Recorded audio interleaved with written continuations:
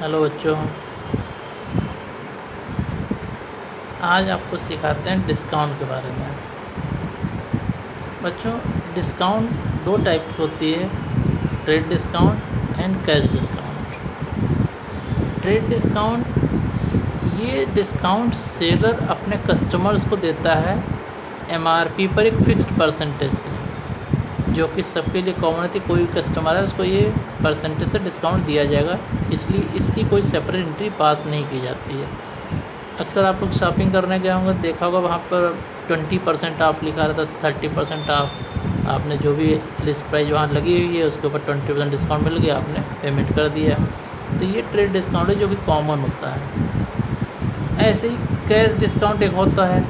Cash discount seller अपने customer को इसलिए देता है कि वो पेमेंट जल्दी से जल्दी कैश में कर दे। तो जब कैश पेमेंट करवाने के लिए सेलर अपने कस्टमर को एक्स्ट्रा डिस्काउंट देता है, वो कैश डिस्काउंट होती है, जिसकी की एंट्री हमें करनी पड़ती है। ठीक, तो इसकी एंट्री नहीं होती ट्रेड डिस्काउंट की, कैश डिस्काउंट की एंट्री की जाती है। जैसे एक एग्जाम्पल देखते हैं। लिखा, Mohan sold goods for cash of the list price ₹20,000 at 10% trade discount and 2% cash discount. Mohan को बेचा, नाम दिया है सेलर का, तो क्रेडिट ट्रांजेक्शन हुआ, लेकिन साथ में कैश भी लिख दिया। इसका मतलब ये कैश ट्रांजेक्शन है, मोहन से है कोई मतलब नहीं। अब ये मतलब है कि हमने गुड्स सेल किया कैश में।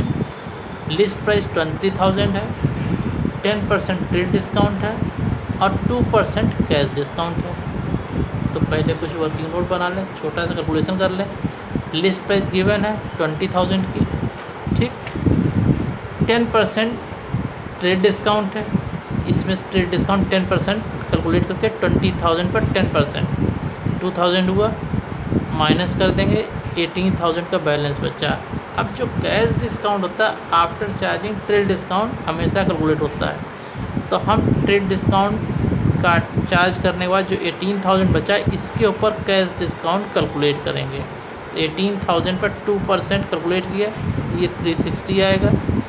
अब 18,000 में से 360 माइनस कर दें तो 17,640 रुपीज़ ये बैलेंस जो अमाउंट बचा है ये हमें मिलेगा कैश में, क्योंकि हम गुड्स सेल कर रहे हैं कैश में। इतना ट्रेड डिस्काउंट हुआ, इतना कैश डिस्काउंट, तो हमको तो नेट इतना ही मिलेगा कैश में। अब इसकी एंट्री कैसे करेंगे?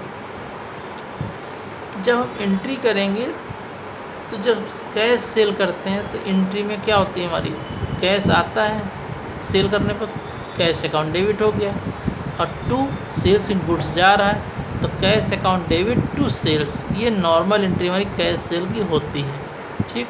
अब यहाँ पर डिस्काउंट भी आ गया, तो डिस्काउंट सेलर को मिल रहा है, यानी कि जो सेलर है वो दे रहा है डिस्काउंट कस्टमर को मिल रहा है, सेलर दे रहा है। तो सेलर जब कस्टमर को दे रहा है तो इसके लिए तो लॉस हो गया, और लॉसेस हमेशा डेबिट होते हैं, इसलिए डिस्काउंट भी डेबिट होगा। डिस्काउंट अलाउड लिखते हैं, केवल डिस्काउंट भी लिखा जा सकता है, डिस्काउंट अलाउड ज़्यादा बेटर रहेगा। तो discount allowed account debit, cash account debit, discount allowed क्योंकि हमारा एक्सपेंस यानी लॉस हो गया डेबिट, और टू सेल्स। अमाउंट कैसे फिल करेंगे? जो हमें कैश मिल रहा है वो तो कैश के सामने आ जाएगा, जितना हम डिस्काउंट दे रहे हैं डिस्काउंट में आ गया, इनका टोटल हमारा ये सेल्स में चला जाएगा। और समझ में आई? तो इस तरीके से ये एंट्री पास करेंगे। एक छोटी सी ट्रिक और बता दें, जब ऐसे ट्रेड डिस्काउंट और कैश डिस्काउंट वाली तुम्हारी एंट्रीज आएंगी तो उसमें डिस्काउंट में कन्फ्यूजन होने की जरूरत नहीं है। डिस्काउंट हमेशा कैश के साथ में चलता है, यानी कि अगर तुम कैश डेबिट कर रहे हो तो डिस्काउंट डेबिट हो जाएगा, अगर कैश क्रेडिट कर रहे हो तो डिस्काउंट भी क्रेडिट हो जाएगा। ये तो सेल किया, मान लिया हम कैश परचेज करते हैं, वहाँ पर हमको कैश डिस्काउंट मिलता है, तो हमारी एंट्री परचेज करने की होती है, purchase account debit to cash.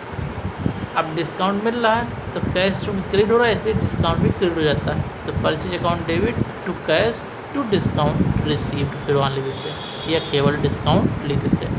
तो इन इस टाइप की प्रॉब्लम में हमेशा कैश के साथ में ही डिस्काउंट चलेगा, या तो कैश डेबिट है तो डिस्काउंट डेबिट, और कैश क्रेडिट है तो डिस्काउंट क्रेडिट।